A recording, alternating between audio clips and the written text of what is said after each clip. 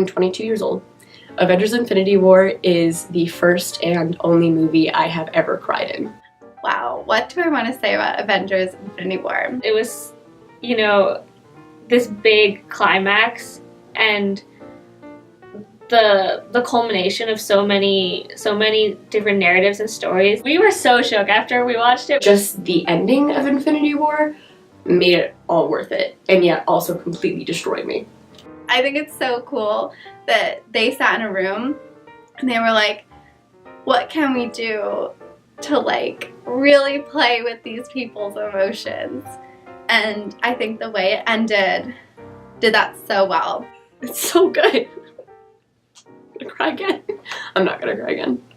I think it puts everything into perspective because we don't have the struggles that happen in the movie. Like, our world is, it might seem like it's falling apart, but it's not falling apart the same way that the Marvel Universe is falling apart. I would not put it in my top 10. I don't think that it was very artistic. I thought it was interesting, like the ending, where like, I thought that was like surprise.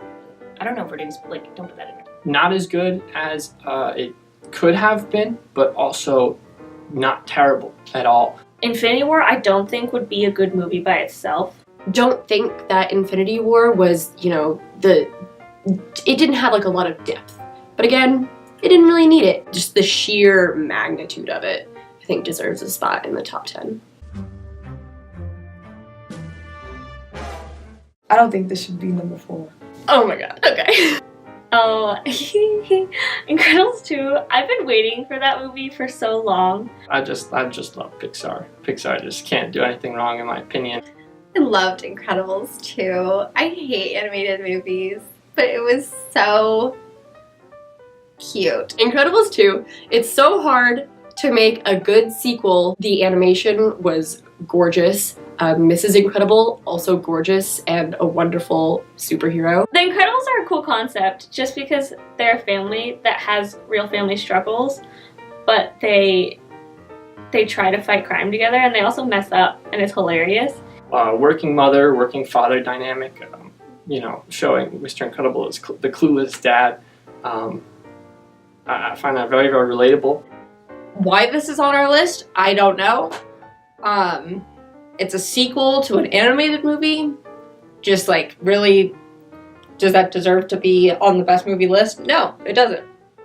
It just didn't hold the same weight as the original.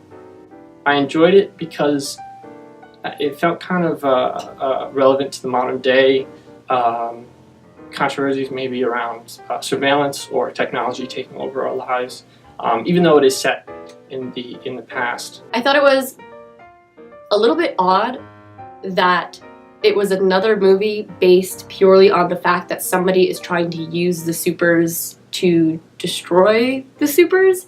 That was a little bit too close to the first movie. Was it the most inventive? No, but it's adorable.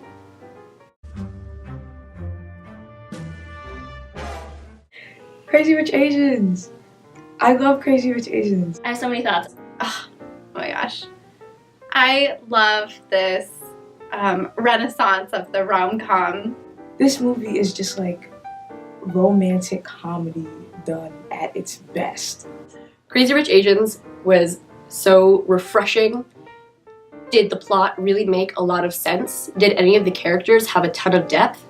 No, but I loved it.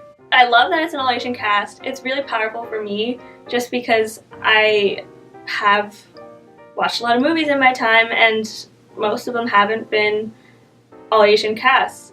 It's the first one since the Joy Luck Club when it comes to big American productions. I don't think the plot is very special. I just think the idea of what it represents is very powerful. It kind of opens Hollywood, opens, you know, my eyes as a white guy to talent and wealth and power that we haven't been exposed to. Plot-wise, I don't know, I kind of thought it was just a straightforward rom-com. I just thought the plot was a little, like, meh.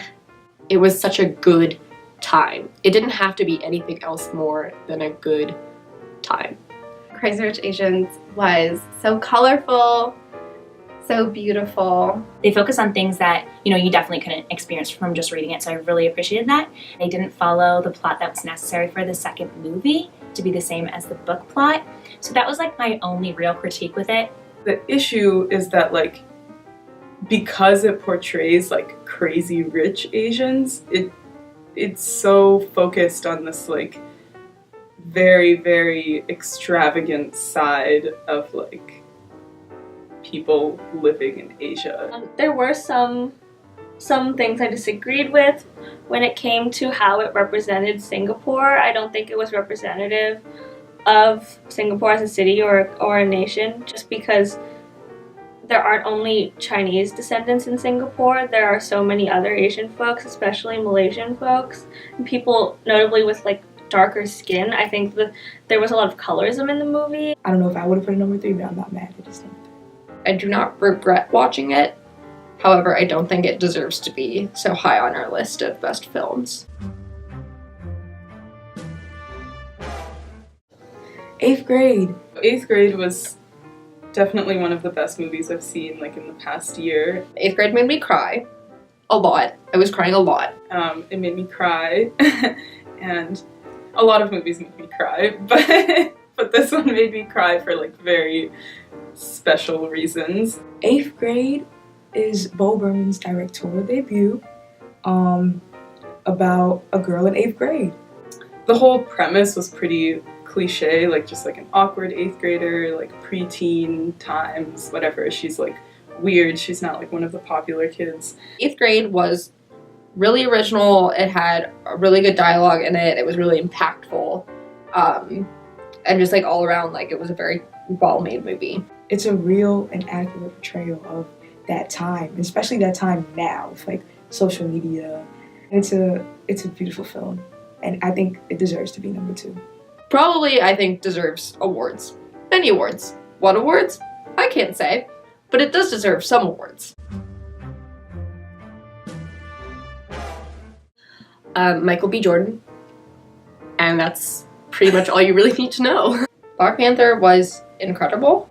I love Marvel. Love Black Panther. Well, first of all, it's a Marvel movie, and Marvel's just kicking ass right now. So I think it's a very important movie. Black Panther is, I think Black Panther is more than a movie. I feel like it is a cultural phenomenon. I think it just is really important that we have like a black superhero, so that people who are not white, all people of color, like don't have like that like hero that they can identify with. Just the sheer amount of black excellence on screen, the images of Africa and of culture that is often not shown or shown in a demonizing light, being shown in a positive light and given center stage is incredibly important.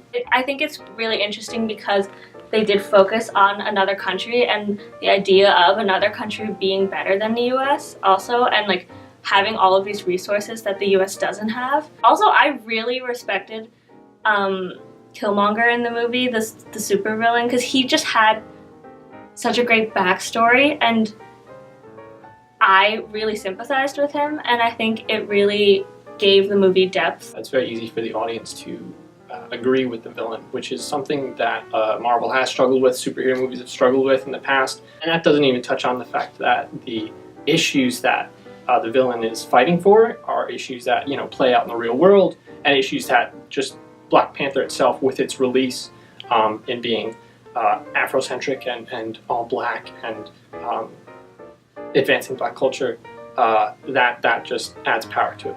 I would just like to add that the costumes, like the mix of street style and like high fashion, was so inspiring. Everyone in it was beautiful, and everything in it was beautiful. Just really deserves the world. It may not be the best film out of all the films on our list, but it's the most important, so it deserves its spot. Am I supposed to be on camera right now? You're not on camera. Like, am I supposed to No. be? Okay. Crazy Rich Asians. I did see that. It was really good. Yeah, I'm not positive why Mamma Mia 2 is not on this list. There is no movie above it. So, like, one movie that was not on the list that I think was one of the best movies of the year, just because it made me feel a whole lot of different things while I was in the theater watching it, was Christopher Robin.